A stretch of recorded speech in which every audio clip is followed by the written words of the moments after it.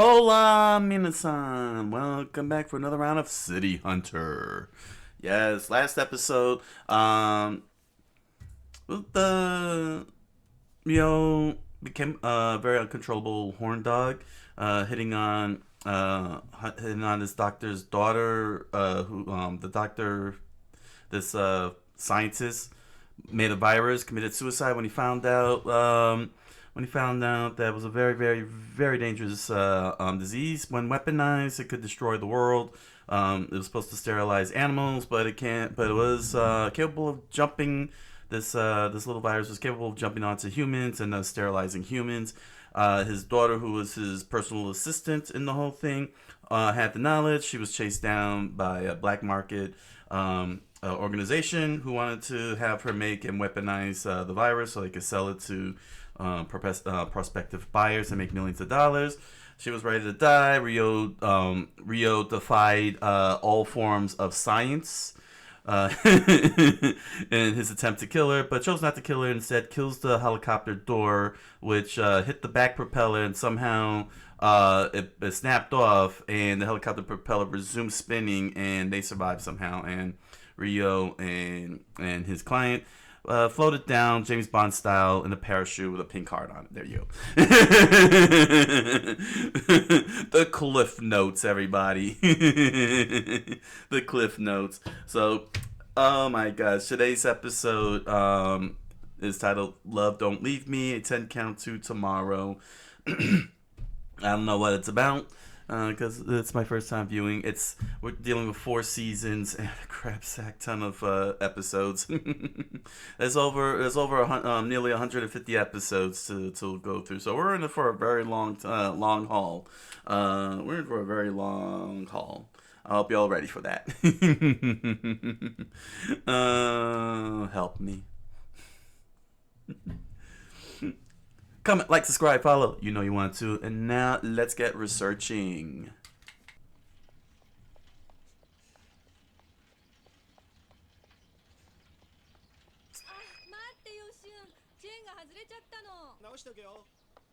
Wow, he just left her.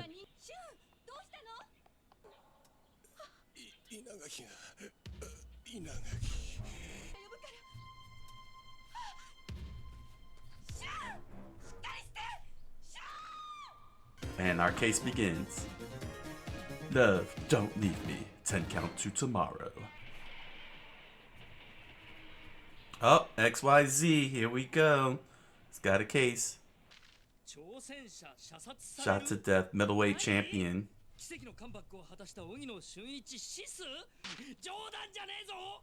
Ah. His $1,000.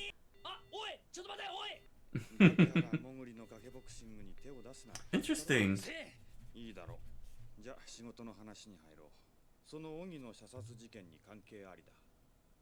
I'm gonna have to look up gambling in Japan. I thought only horse racing and boat racing was allowed for monetary. Not, I guess boxing is included.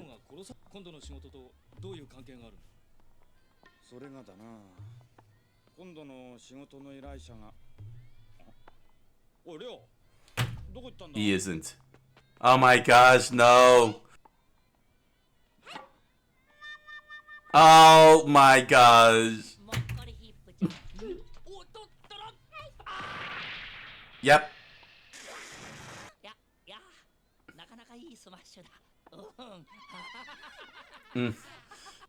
My gosh.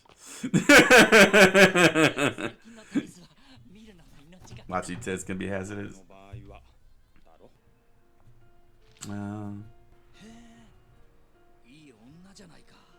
Calm down. Calm down, horn dog. The holes in the magazines.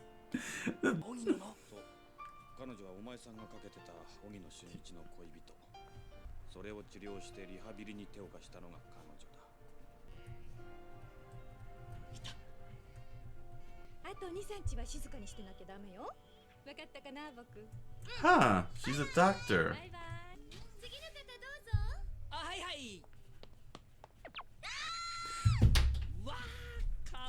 You freaking a-hole.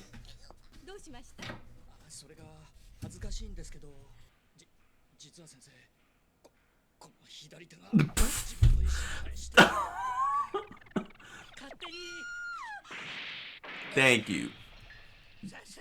Smash the chair.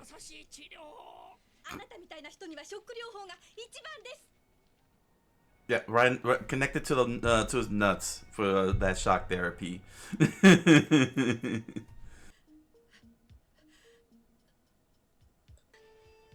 Huh.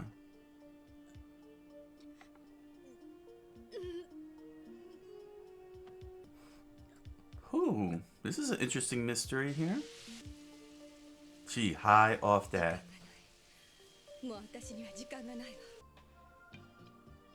You just finished putting pills in you. You gonna drink alcohol with that? Never do that. Never ever do that.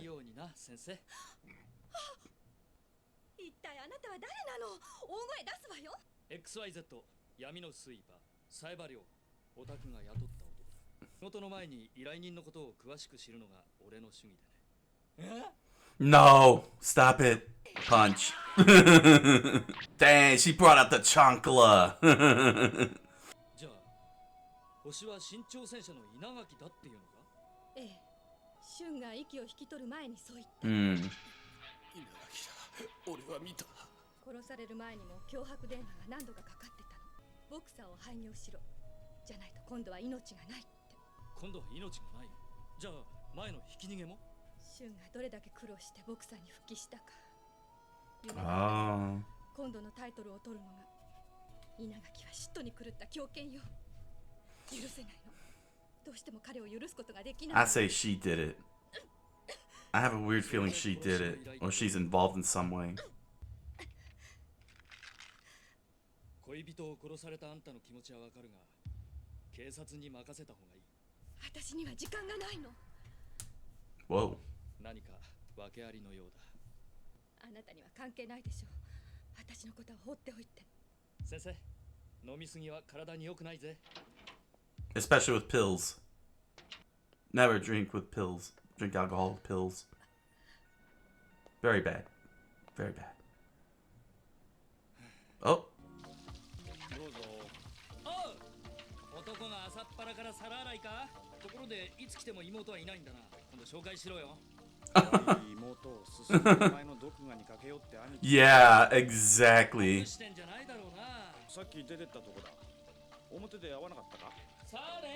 Uh-oh.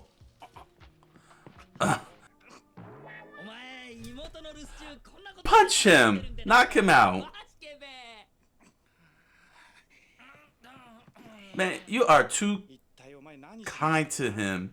依頼人のことを詳しく話してくれ。岩崎めぐみか？彼女、ガンじゃないのか？その通り。保険証書？なんだこれ？Insurance policy. Oh, it's hers. だから俺の話を全部聞いてから行動しろって言ったろ？私には時間がないの。 Time's running out. 彼女は生きてる間に見届けたくて俺たちに依頼したんだ。まあ、これ預かってていいか？ああ、構わんよ。すぐにどうするってこともないんだから。いや、美人の依頼は断らない。それが俺たちの信条さ。俺たちじゃなくてお前のだろ。 ugly women, on the other hand, we will throw them into the sea, right, Rio? ちょっと待ちなよ。I'm sure that's not what you meant. Ah, no! Throw him out the window.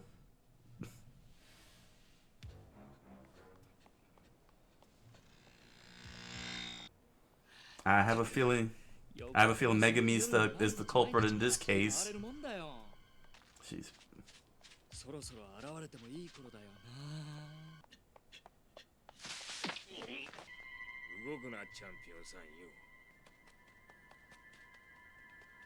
今度の試合であんたに3ラウンドで沈んでもらいたいだけだよ。Oh. 八百長をやるというのか。そうかい。あんた娘。Oh, that's messed up. そうだ。どうなってもいい。Is this the mob? あんた青木のよりお利口さんだろう。娘は目の中に入れても痛くないほど可愛いんだろう。そうか。分かってくれたかい。Huh? What? No. What? 狂ってやがるぜ What? お前は That was Shun? Whoa, this case got weirder.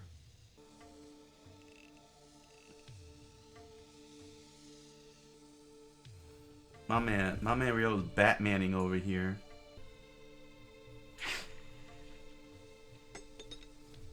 Oh. He ain't Batmaning. He John Wicking. サエバさん仕事の準備はほとんど完了したその前にたった一つ君にやってほしいことが私に君にしかできないことだ目を閉じて Punch.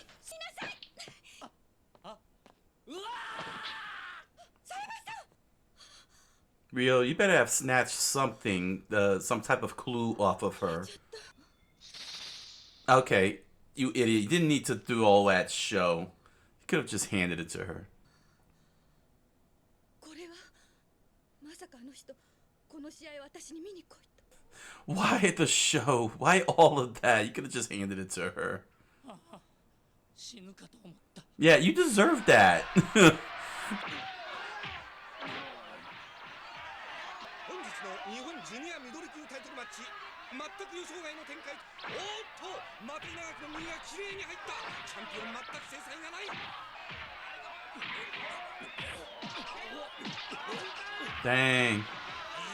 I gotta say, the animation for the boxing is pretty good. The punches look very impactful. Ryo with his golden bullet.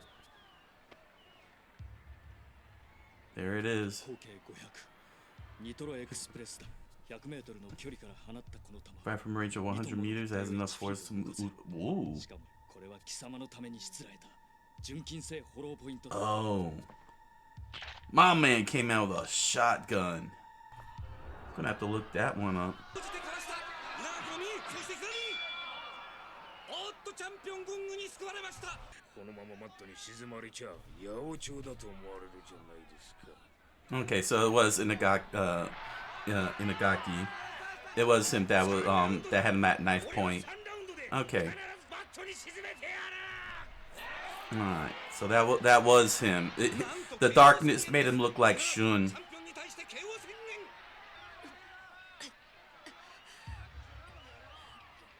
宣言 Dang. She's gotta lay off the sauce. It's not good.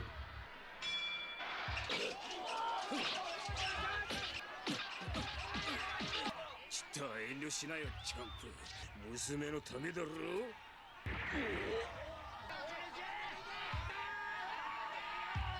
Only in the 80s you could get away with bringing a giant shotgun in a freaking arena. こいつを貴様の耳にぶち込んでやる純金の弾は貫通せずに貴様の頭蓋骨に Oh! No way. No way he could do something like that. Then again, this Ryo probably could. 稲垣貴様に栄光はない惨めな死に様があるだけだ神聖なリングの上では殺さない貴様にふさわ That's し an い interesting shotgun. It's got 3 barrels. Is that such a thing? さあ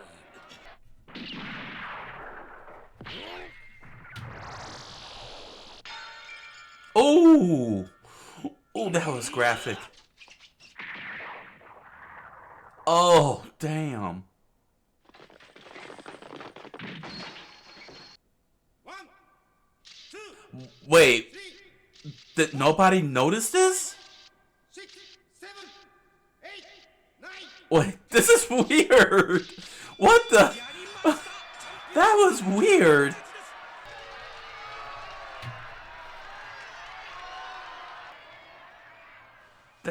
That was weird. What a weird event there. オタクは自分の命を始末料にしただったら俺がその命をもらうオタクの命がある限り俺を恋人だと思ってくれサエバさん You a-hole. 恋人からのお願いだ酒で痛みを紛らわそうなんて医者のするこっちゃないぜ And mixing it with 医 drugs. 者だったら医者らしくきっちりと治療を受けて。 And she hugs him. Whiskey.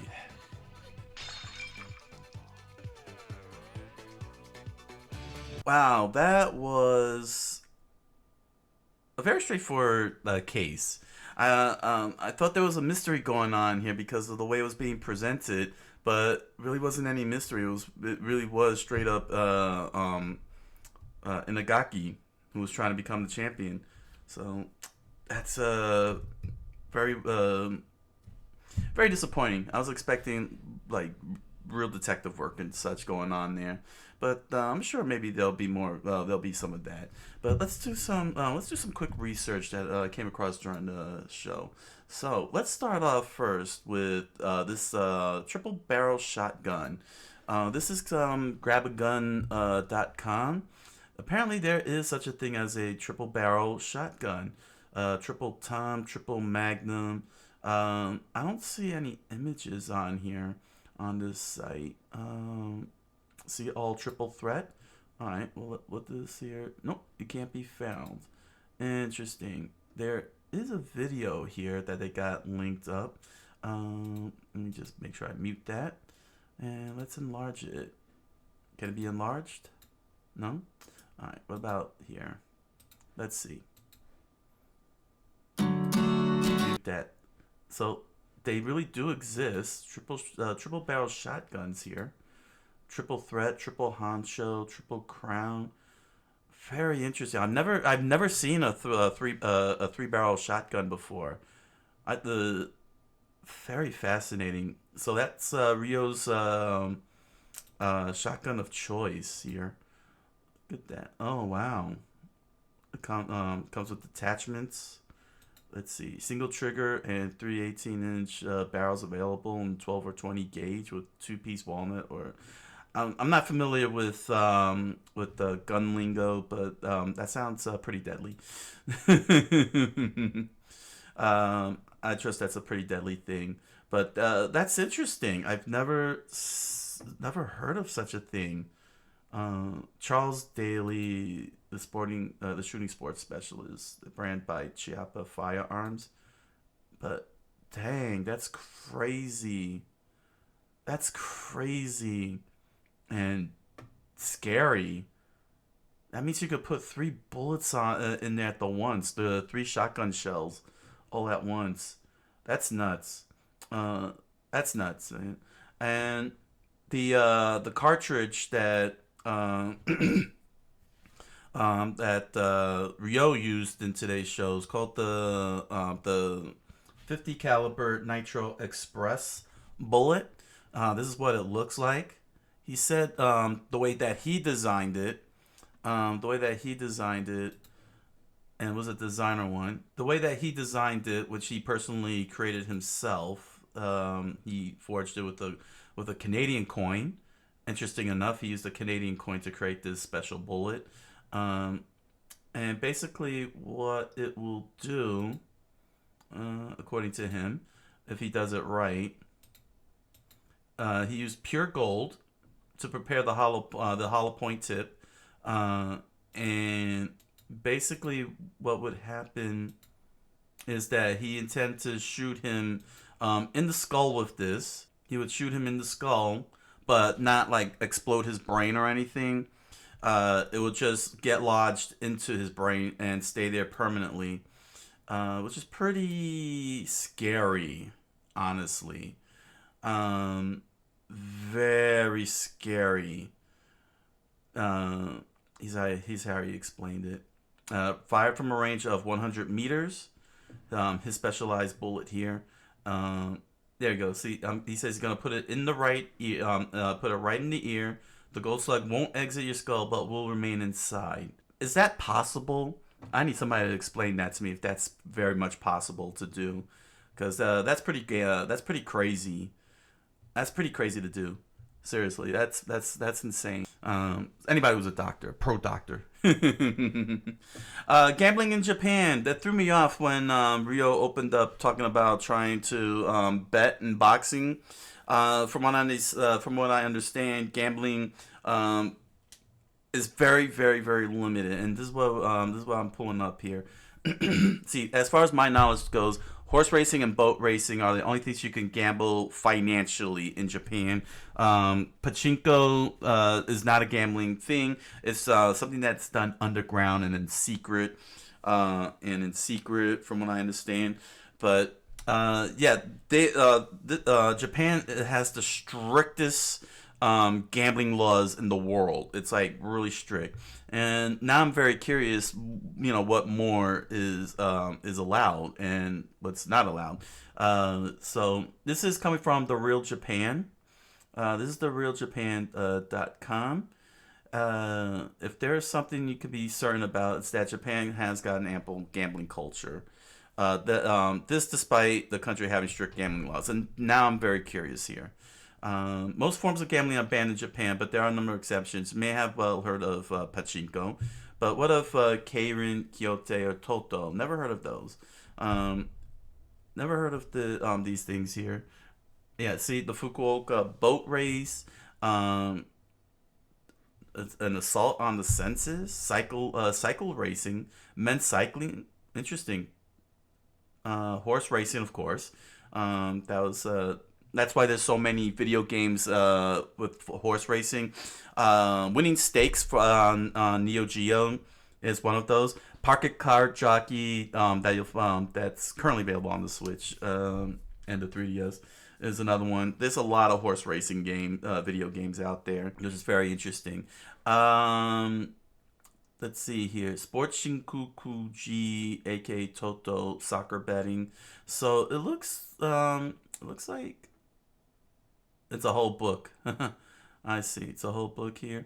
Let's just take a brief look at the gambling culture here. Of course, like many countries the world over, the online gambling scene has seen growth as well. Players sign up for web casinos since they could play for bigger bonuses and often higher winning chances. There are even sites dedicated to helping the curious navigate the wealth of online Japanese casinos. As a subsidiary of internet gambling on mobile has also risen in popularity in Japan. I guess we could assume technology got so advanced that Japanese law hasn't caught up yet to the whole thing. Similar to vaping here in the U.S., vaping is a big thing, but unlike laws on cigarettes where you can't sell to 18, minors under 18, vaping hasn't been caught up yet, as far as I know. I think maybe some states have law restrictions on vaping, regarding vaping, but I don't think it's across the board yet like cigarettes are. In terms of limitations. Aside from an overview of Japan's gambling casino culture, let's focus on the game specifics to the land of the rising sun. Maybe you've heard of pachinko. Pachinko is not supposed to be a gambling thing, but certain locations do little slick roundabout ways. While Japan's regulation forbids cash prizes, winning yen, you can exchange the value of your winnings in prizes such as cigarettes, chocolate bars, pencils. Modern pachinko games run on LCD technology, musical scores, kaleidoscopes. If you're tempted to have a go at pachinko, be warned, many still allow smoking and ventilation, and some leaves light to be. That's not really relevant to the situation.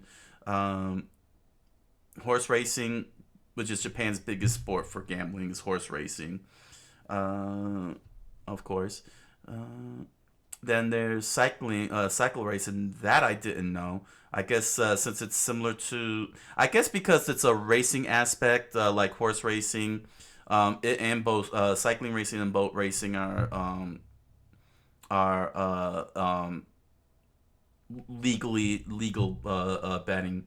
Probably when they started doing betting on cycling racing and boat racing, Japan extended it out since it's a form of racing like horse racing. So yeah, and powerboat racing, of course, which is a pretty big thing. This one is interesting. Another one that I didn't know. Sports Shinkokuji, aka Toto, soccer betting. Getting back to the classics, Toto is a form of soccer betting Punchers have the option of placing bets on the winning team or the exact outcome of a match. Sports Shinko Kuji also qualifies as a bridge between physical and online gaming, as players may purchase tickets both online and designated stores. Interesting. That's interesting. And there are further resources, but nothing on boxing. Interesting. Let's see. Expat bets. Explain a little bit about gambling in Japan. Okay. Japan's gambling laws are deeply rooted in its legal framework, particularly the penal code established during the Meiji era. Article 185 of the code explicitly bans gambling, stating that individuals who gamble for monetary gain or monetary entertainment can face fines or imprisonment. This broad prohibition reflects historical concerns about gambling's potential to harm societal order. However, specific laws such as the Takarakuji law and special regulations for sports gambling carve out exceptions to this ban. These laws are designed to allow controlled gambling activities that benefit public causes such as infrastructure development and sports promotion. Understanding the criminal code. The penal code's anti-gambling stance is essential to understand Japan's regulatory environment. Gambling is defined as staking something of value on a game of chance.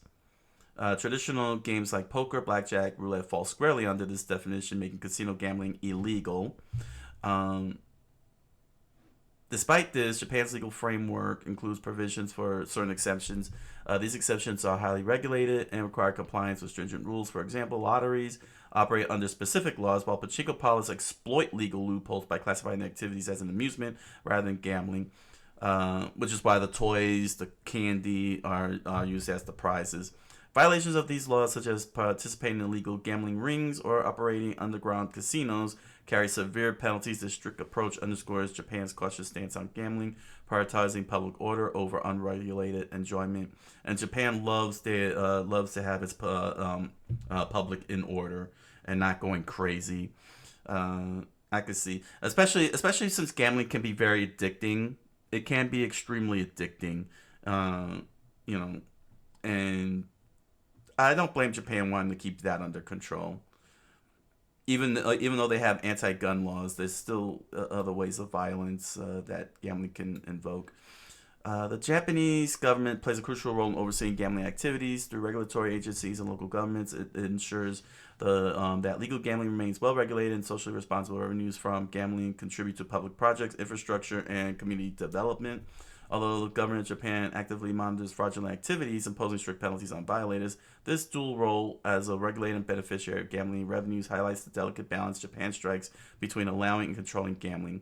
While gambling is generally prohibited in the country, several notable exceptions exist under Japanese laws. The exceptions are horse racing, bicycle racing, motorboat racing. All three of them are racing.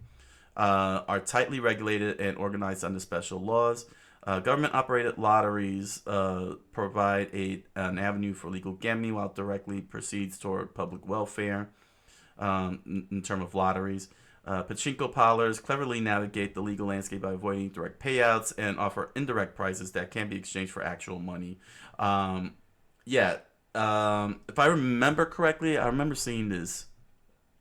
When you do pachinko, you receive aside from I think what happens is you take the balls to the counter and then you receive a slip in exchange for a slip, and then you take the slip to another location and that's when you get the payout for the money. If I correct me if I'm wrong on that one in the comments section. And that's how they do the indirect, because the slip is the prize in and of itself that you get from in exchange for the pachinko balls, and then you take the slip somewhere else, completely outside of the pachinko area, and then you could get the cash for that.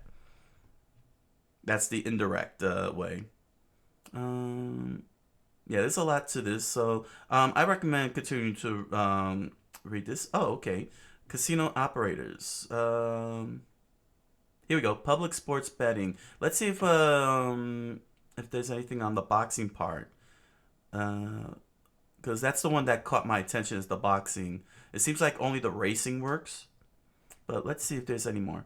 Public sports betting in Japan is a prominent form of legal gambling, encompassing horse racing, bicycle, motorboat, and motorcycle racing. Motorcycle racing is included in it, under stringent government regulation. So basically, they're all forms of racing. These activities comply with the penal code and are deemed socially responsible due to their transparency and oversight.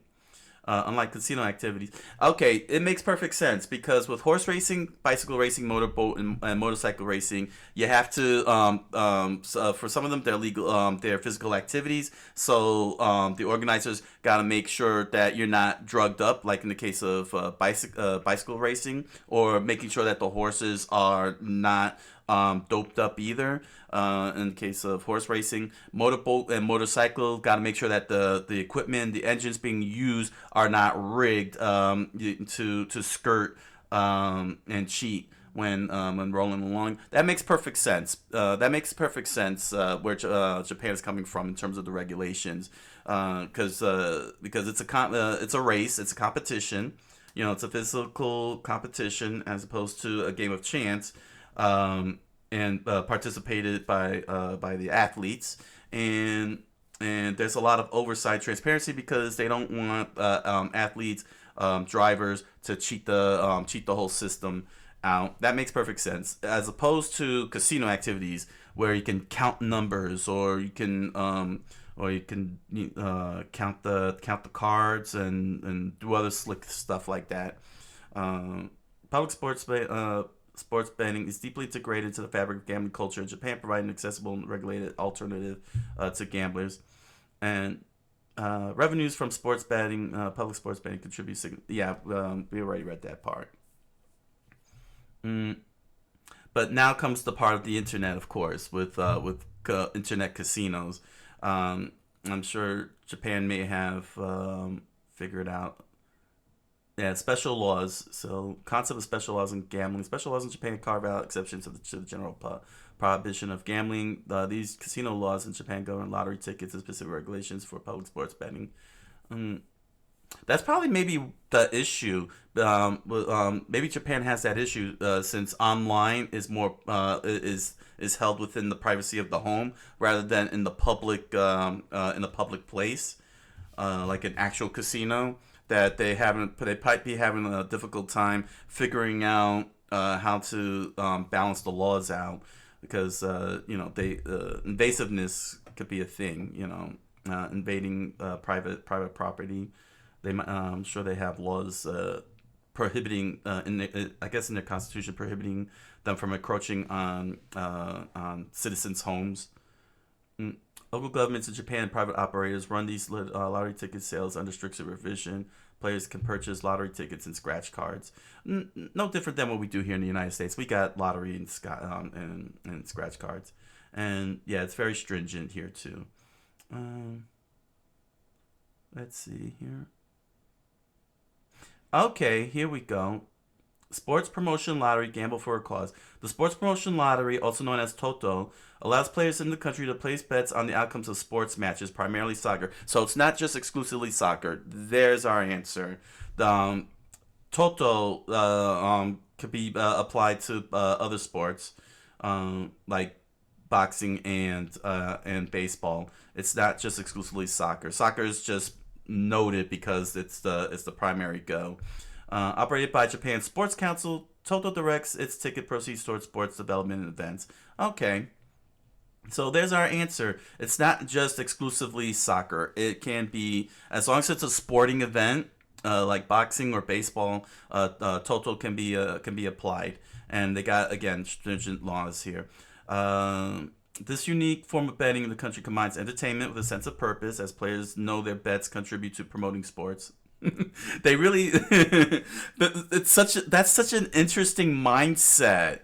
That's such an interesting mindset that the Japanese government looks for the benefits of things. That's so amazing. For us, we're just willy-nilly over here.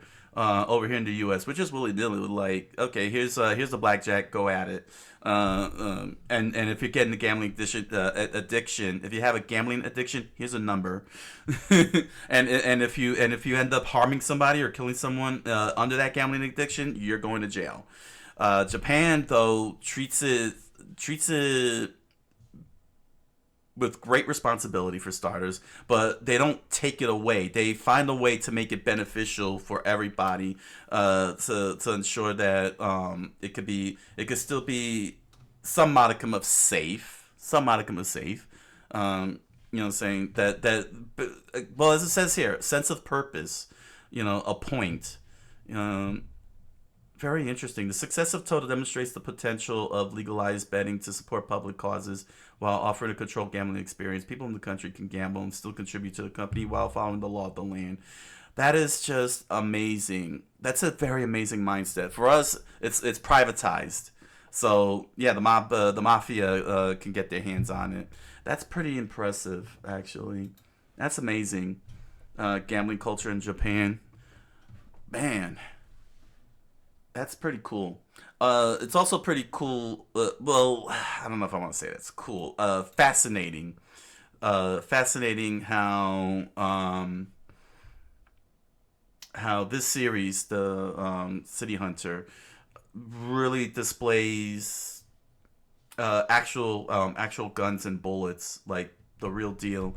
I'm still questioning Ryo's claim that gold bullet, hollow point bullet he made, wouldn't kill Inagaki, shooting into the head and stays lodged in. I need somebody to explain if that's possible or if that's just fantasy fiction, because it is being passed off as something that is possible, because the gun and the bullet is real. You know, there is an actual you know, they are using actual gun and bullets, real life versions in anime form, but they're coming up with some crazy weird fantasy stuff. I'm hoping that's fantasy gunplay, not a real deal, because that's scary, very scary, to think to know. So what about the show? Well, the episode was pretty good.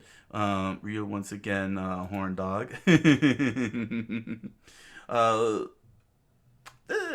We got introduced to Shun and his girlfriend Megami. They were out training for his next match. It was supposed to be his championship match, and he ended up getting shot and killed. And of course, they clearly gave away his killer, which is Inagaki. I would have liked the mystery, honestly. I would have really liked the mystery. You know what I mean? Because the way Megami was presented during the show, I thought that she might have been the killer. But because he said it was Inagaki and it was confirmed that it was Inagaki, I felt very disappointed. He should not. That shouldn't have happened. He should not have been revealed, because that would have been a nice, engaging, and immersive mystery. Because the things that she was doing, you know, with the insurance and the drugs, you know, it really looked like she had something to do with it. But because he said Inagaki did it, turned out to be actually legit. Once again, XYZ happened on the print. There we go. Hold it. I know. I hate to let it play through, but oh well. XYZ, they got a case. What's his name? Makimura, and he was able to present Ryo the situation where Shinichi was the challenger for the junior middleweight match. He was gonna take on Ogino. Ogino.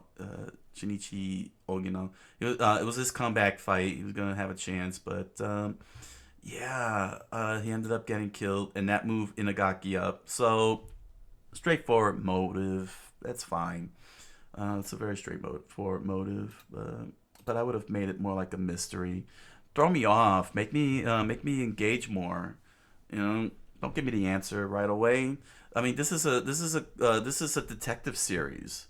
You know what I mean? Show me them collecting evidence. Don't just give it to me automatically. Of course, as usual, Ryo Rio gotta calm himself down, like all throughout the whole thing. But yeah, all throughout the whole situation, he's just like, stop it. Stop it. And then yeah, she's been taking some weird pills and hitting the bottle at the same time. Not very good. Don't do that. Don't mix alcohol and drugs. I wish that would have been a little bit more elaborated, because he took the pill. So I'm assuming since he took the pill from her, these mysterious pills that she's been taking. Let's see here. Where are the pills at? That's right here, right? Yeah. Yeah, so she's scarfing down these mysterious pills. I think that's something, if they're not covering it, then I have to assume it's a MacGuffin. There's something about those pills that's very important. So that's something to keep in mind. These red yellow pills. Rio took them. We didn't go back to that, but he pocketed for some reason. So I guess it's safe to say that that's going to be something very important later down the line. I guess it's not a plot point, but a MacGuffin. And these are some interesting pills because she's drinking alcohol with this, so she should be dead. Quite honestly, she should be dying because she's taking a whole lot. But yeah, he slipped in like an idiot. Rightfully got slapped with a chancla.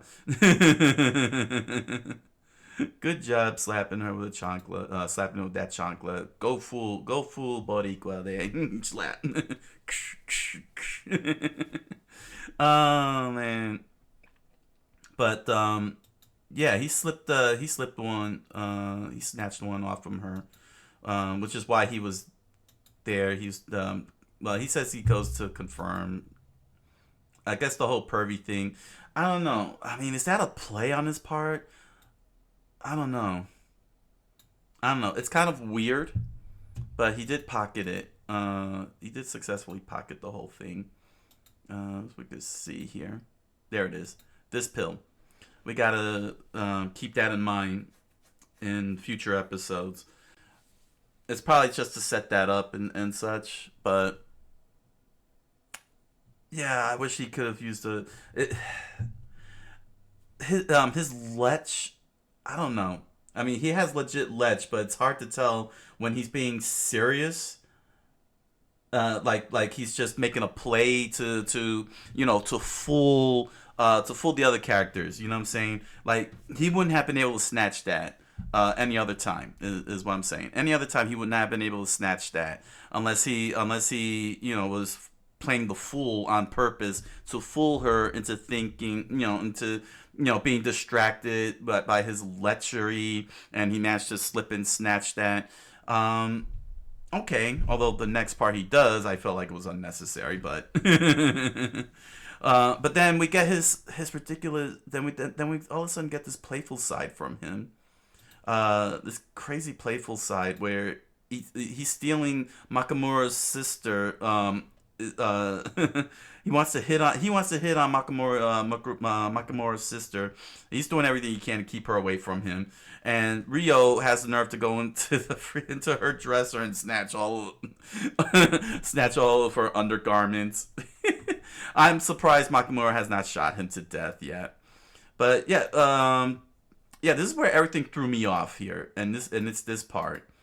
I thought when because it was so dark and he was wearing a mask, a brown mask, clearly, your traditional mask. But yeah, he got the champion. He makes the threat to take his daughter's life, and suddenly he reveals himself over here. For some dumb reason, he takes the mask off in front of this guy. But hold on, let me get the mask off. Yeah, I got a little thrown off because since the whole scene is dark, is very dark, it threw me off, and I didn't notice that was brown hair. I thought that was black hair, and the face, I thought that was Shun. and it completely threw me off guard there. The shading needs to be done just a little better in nighttime. But that was Inagaki, and I wish that wasn't revealed. Well, I guess it had to be revealed. I don't know. I don't know. I would have liked a little bit more mystery on this, but yeah, I thought this was Shun, but the shading threw me off because it made his hair look darker, but it's actually brown here. And then he goes back to Megami, goes through this weird, stupid thing with his lechery, and he did all that just to drop off a ticket. Just to drop off this ticket, like, just give it to her. I don't understand this sequence here. I felt this was unnecessary. So, like I said, in the previous scene when he was with her, I could understand if he played off his lechery as a distraction up front to take that pill, because he was suspicious of it. He didn't need to do all of this just to drop off the ticket. It would have been perfectly fine to just have him sit there and hand her the ticket and tell her to go and instruct her on what to do and so on. That was sufficient enough. We didn't need the comedy shtick of his lechery.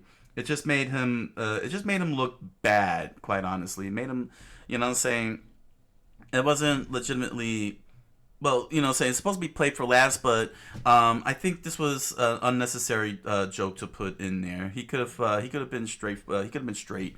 You know, they could have played it straight and just have him hand the ticket, explain the instructions. He didn't have to elaborate any further and just move along. And the reason why I say that is because of the fact that he was serious when he fell down here. He says that he almost died.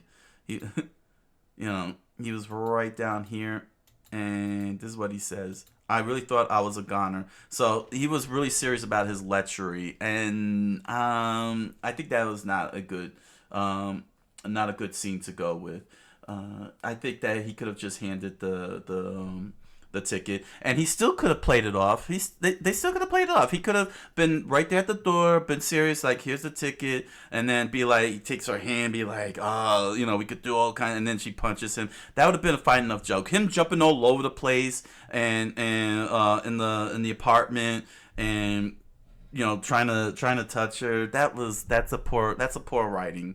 That was a poor writing. Made Rio look worse than he already is. This was poor writing. He still could have done the lecture joke by just having him staying at the door, hand the ticket. Then, you know, he grabs her hand, be like, would you go out with me? And, you know what I'm saying? And then she'd be like, punch, no. You know what I'm saying? That could have been played off. Him jumping in her room and chasing after her, that was just poor play on the part of the writer. You know, we gotta root for this guy. We gotta root for Rio.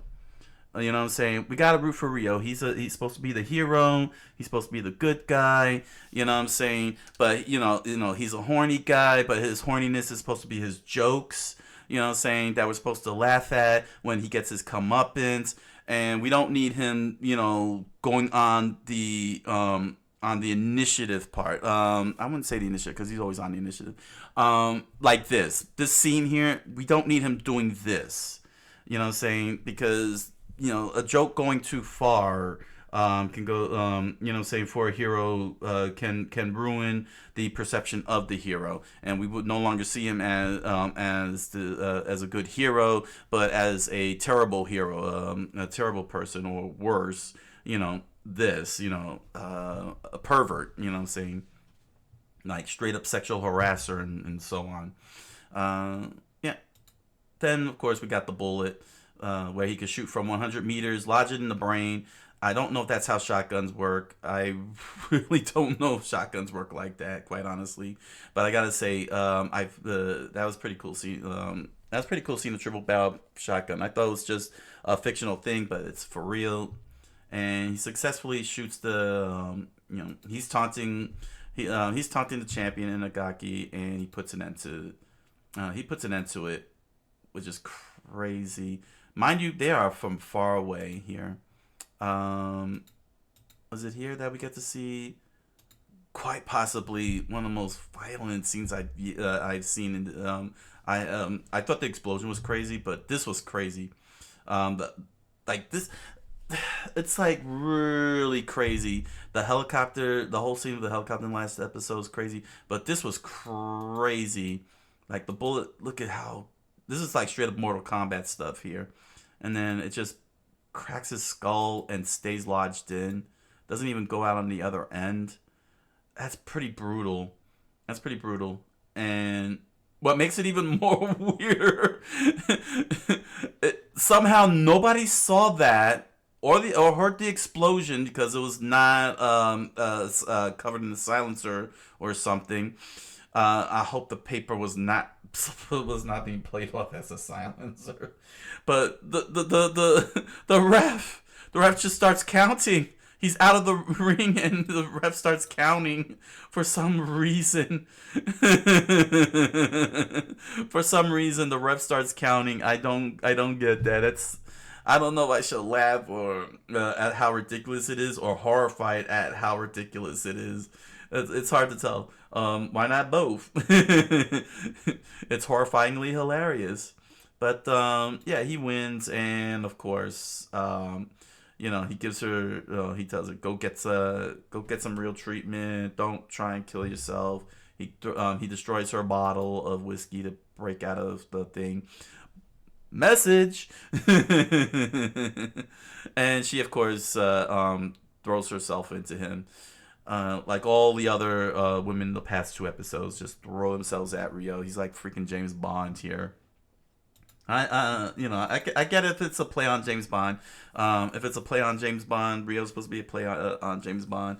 But you gotta be smart with if you're gonna do lechery as a joke. You know what I'm saying? If you're gonna do lechery as a joke, you gotta be smart about it. You gotta be smart about it. The character, your main character, the lecher, should be able to know his limits. Perfect example, Austin Powers. He is definitely a lecher. He hits on women, but there was that one scene in International Man of Mystery. He was with Miss Kensington. The daughter of Mrs. Kensington. It was the present day, 1996 at that time. But yeah, they both were having a drink, and she was like, I wanna have sex with you, and Austin Powers like, no, you're drunk. That wouldn't be right. You know what I'm saying? So despite how much he acts lecherous and hits on women, he knew his boundaries. He still knew his boundaries because he's a hero. You know what I'm saying? He's a good guy. He's supposed to be, a hero good guy. And he knew his boundaries. And he was like, no, you're drunk. It wouldn't be right. He tells that to her. That's what Rio should be put on display here. How he should be written. This is the way he should be written. And you know what I'm saying? And we would enjoy him. But you don't want to derail your character by having him doing like that scene where he was jumping all over the place before giving her the ticket. And he doesn't even give her the ticket. She finds it on the floor. It's like, you could have just done it at the door. That could have been better written.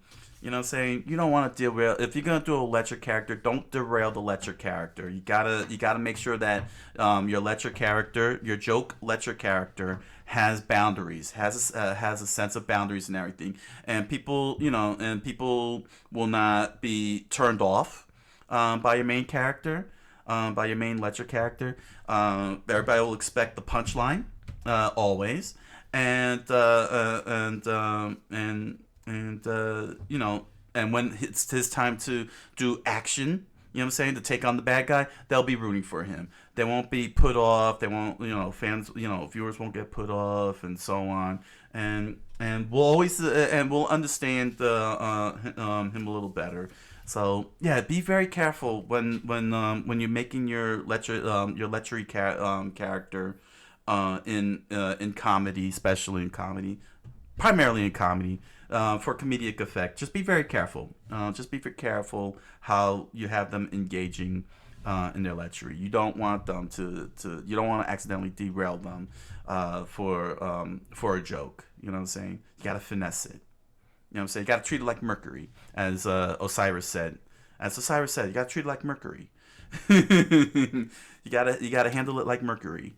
You know, one mistake and you'll turn off your audience. Now, clearly, given the number of episodes and the number of chapters City Hunter has written in, you know, the fans, you know, Rio most likely got written a lot better along the way and became a lot more fun and exciting to root for and watch. So, yeah, there we go.